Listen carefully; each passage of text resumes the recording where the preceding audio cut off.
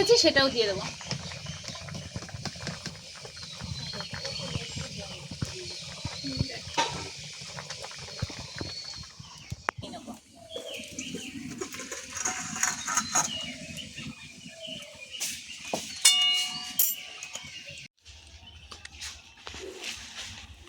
নমস্কার বন্ধুরা, আমি মনীষা রান্নাঘরে তোমাদেরকে অনেক অনেক অনেক স্বাগত। আর আজকে চলে আসলাম সোজা কলা কাটতে। দেখো এই যে একটা ভাইটাকে দিয়ে কলা পাড়িয়ে নিচ্ছি আজকে বিচি কলা দিয়ে, আর তেলাপিয়া মাছ দিয়ে রান্না করব। চলো এখন গাছ থেকে কলা পাড়ছে। এগিয়ে যা, বাড়িটা নিচে যে ওপরে ছিল সেটাও চলে গেল। তো বাড়ির গাছের কলা রান্না করে কিন্তু দারুণ টেস্ট লাগবে। না আমি আরেক ছাড়া দাও, আরেক ছাড়া দাও। হ্যাঁ সবটা কিন্তু থাক নাইলে সবগুলো জলে পড়ছে। এখন মা এখন জল ধরে সব তুলবে। জলে যাই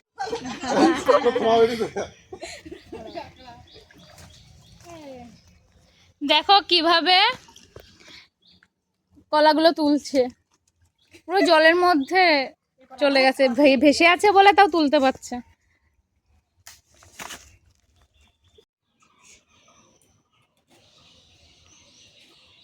বাইরেটা প্রচন্ড মেঘ করে এসেছে আর প্রচুর গরম পড়ছে।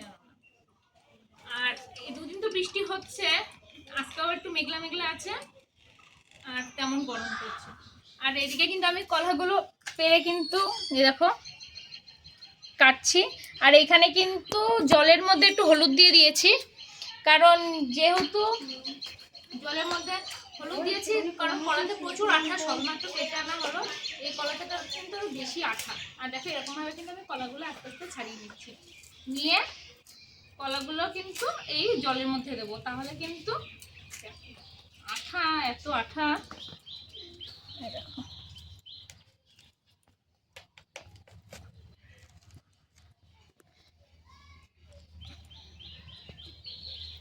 প্রচুর জলের মধ্যে দিলে তাও এই কষ্ট থাকে না, কালো হবে না, আর নাহলে কিন্তু কলা কালো হয়ে যায়। তো চলো আমি কিন্তু আস্তে আস্তে বাকি কলাগুলো কেটে নিই।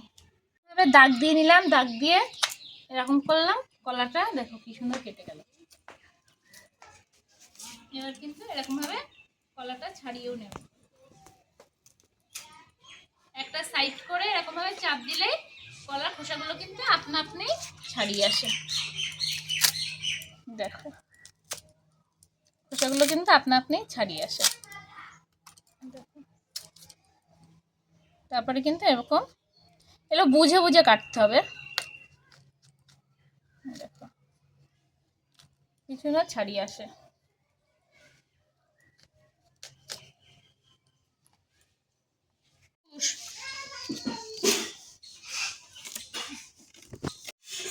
এবার কিন্তু আলুটাও কেটে নিচ্ছে, কলার সাথে আলু।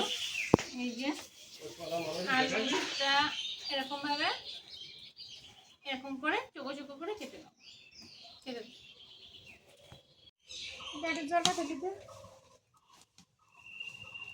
এদিকে কিন্তু এই যে তেলাপিয়া মাছ নিয়ে নিয়েছি আর লবণ হলুদ মাখিয়ে নিয়েছি, নিয়ে এবার কড়াইটা বসিয়ে দিলাম।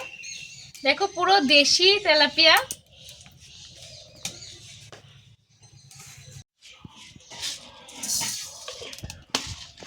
এর কিন্তু আমি গোলমরিচ দিয়ে দিলাম আর সাথে দিয়ে দেবো জিরে। এটা ভেজে তুলে রাখবো, ভেজে তুলে রাখবো।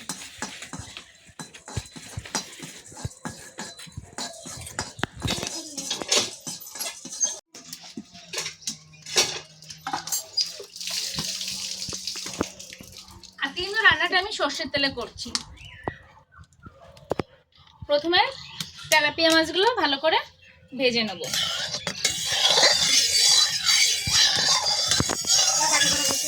মাছগুলো কিন্তু 2-3 মিনিট মতন রেখে দিয়েছিলাম লবণ হলুদ মাখিয়ে। এবার মাছগুলো দিয়ে দেবো।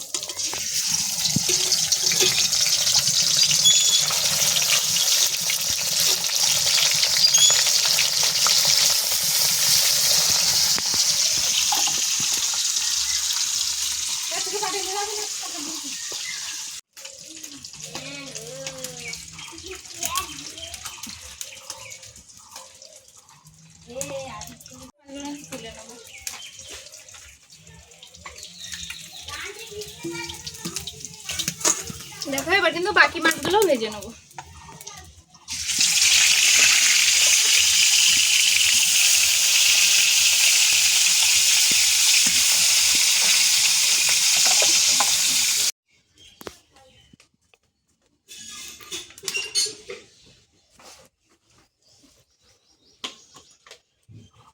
এর মধ্যে একটু দিয়ে দেবো গোটা জিরে,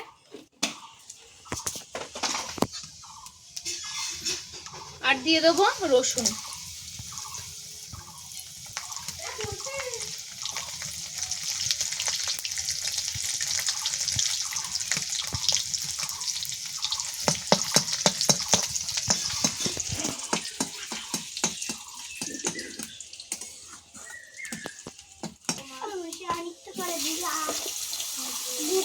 এবার কিন্তু কলাগুলো দিয়ে দিচ্ছি, কলাগুলো দিয়ে নেড়ে চেড়ে নেবো। আর এর সাথে কিন্তু লঙ্কাও দিয়ে দিচ্ছি।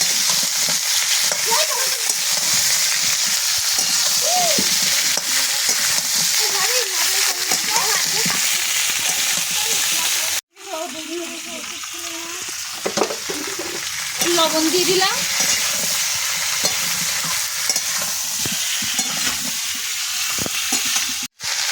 এবার দিয়ে দিলাম হলুদ। হলুদটা দিয়ে ভালো করে নেড়ে চেড়ে নেব।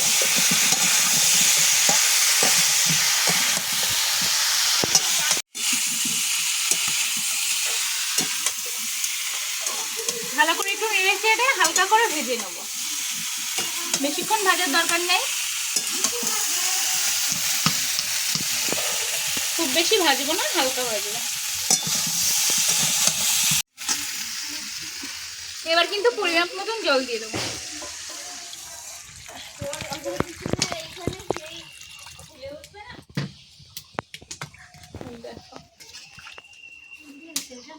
জলটা দিচ্ছে, আর এবার লঙ্কা কয়েকটা একটু এরকম ভাবে হাতা দিয়ে নিয়ে দেবো। আর একটু সেদ্ধ হয়ে আসুক, তারপরে ভালোভাবে নাড়িয়ে দেবো। দেখো কেমন টকবক করে ফুটছে।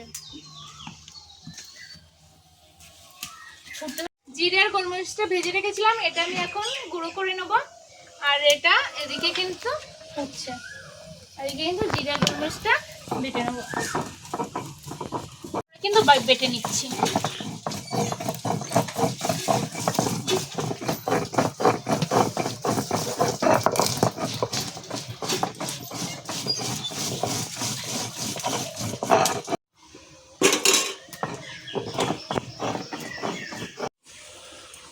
এদিকে কিন্তু কয়েকটা আলু ভেঙে দেবো, আর কয়েকটা লঙ্কা একটু ভেঙে দেবো।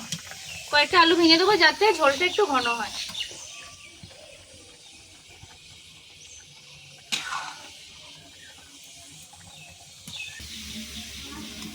এবার কিন্তু আমি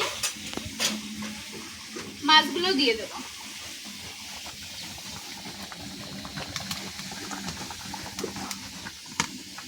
এক এক করে কিন্তু মাছগুলো দিয়ে দিচ্ছি।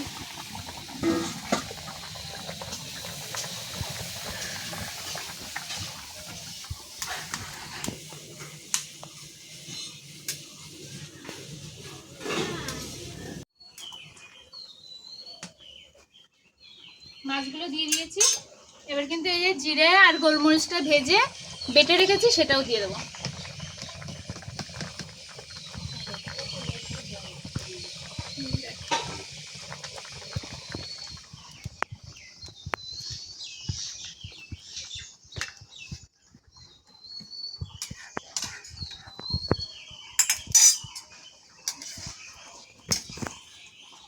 এবার কিন্তু ফুটে উঠলে নামিয়ে নেব, আর একটু 2 মিনিট ফুটে উঠবে, তারপরে কিন্তু নামিয়ে নেব। দেখো একটু ফুটে উঠেছে, আর এবার কিন্তু আমি নামিয়ে নেব।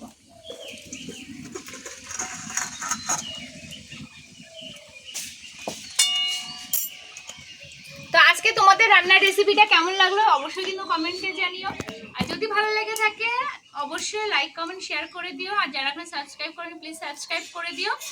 আর অবশ্যই বাড়িতে এরকমভাবে একবার কলাটা রান্না করে দেখো, দারুণ লাগে খেতে। তো আবার অন্য কোনো দিন অন্য কোনো রান্নার সাথে তোমাদের সাথে দেখা হবে। তো আজকের মতন বিদায় জানাচ্ছি, আর ততক্ষণে তোমরা সুস্থ থেকো, ভালো থেকো, টাটা সবাইকে।